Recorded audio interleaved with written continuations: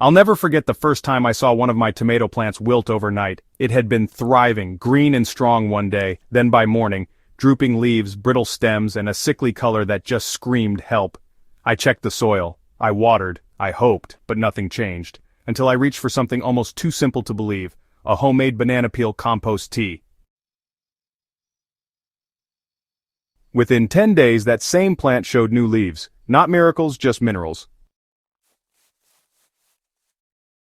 If you're here because your plants look like they're giving up, this video is for you.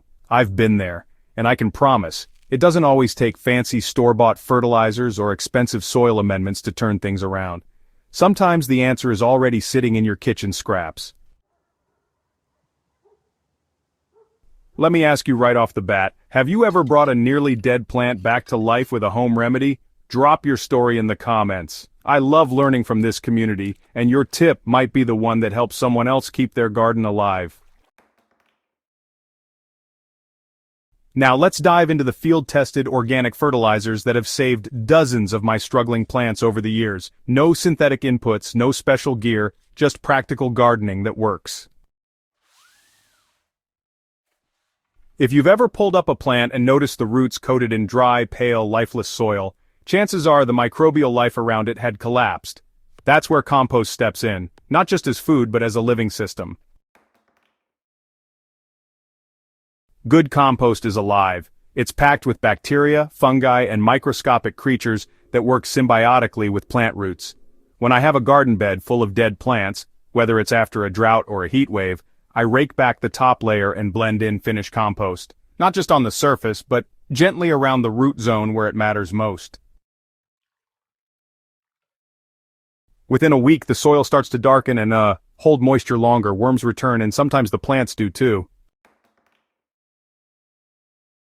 This works because compost doesn't just add nutrients. It balances moisture, buffers pH, and perhaps most importantly, kickstarts the biological engine under your garden. This next method is so easy you'll wonder why everyone isn't doing it. Bananas are rich in potassium, magnesium, and phosphorus, 3 critical elements for plant health. When a plant looks wilted but still has flexible stems, it's often missing these minerals. So I started soaking banana peels in jars of water, just 2 peels in a liter jar for about 3 days in a warm place. The water turns cloudy and honestly, kind of sweet-smelling. After that, you just strain it and pour it directly at the base of any plant showing signs of stress. On my potted peppers and squash, this liquid actually revived new leaf growth faster than any off-the-shelf fertilizer I've tried. It's gentle, but honestly, it's pretty potent. The potassium supports water regulation inside the plant, the magnesium fuels chlorophyll production, and phosphorus supports root repair. If you keep fish, you've got fertilizer. I didn't realize just how valuable old aquarium water was until I dumped a 5-gallon tank into a struggling kale bed. It was like flipping a switch. Within just a few days, color returned and the plants bounced back. Fish wastewater is loaded with nitrogen, trace minerals, and living bacteria. It acts like a liquid compost tea, feeding both the plants and the soil biology. I now save aquarium water every time I clean a tank and apply it directly to the garden, especially during drought stress or transplant shock.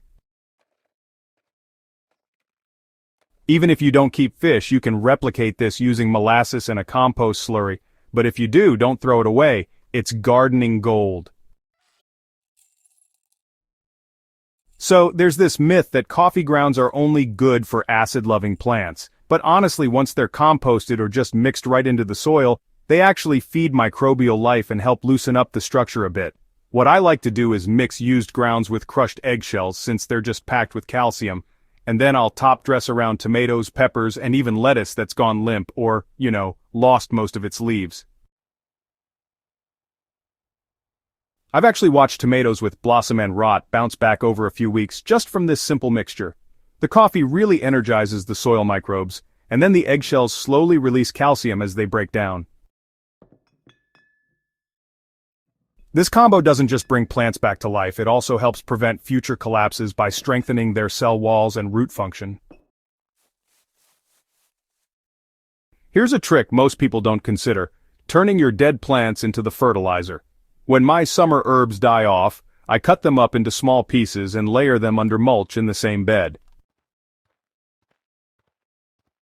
By fall, the plants have broken down, feeding the next crop without any extra effort. This method mimics nature: fallen plants decomposing in place, recycling nutrients back into the root zone. It's also a form of sheet composting that doesn't require a bin or pile. Just chop, drop, and cover. Even if you're short on space or time, this passive technique can turn last season's losses into next season's boost. It's pretty amazing how nature works, isn't it?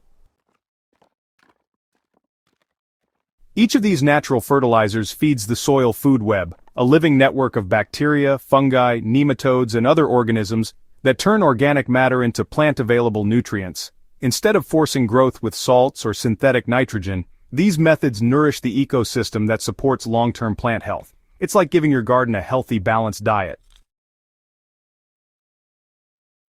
When you use banana water or compost tea, you're not just delivering potassium, you're feeding the microbes that regulate potassium release.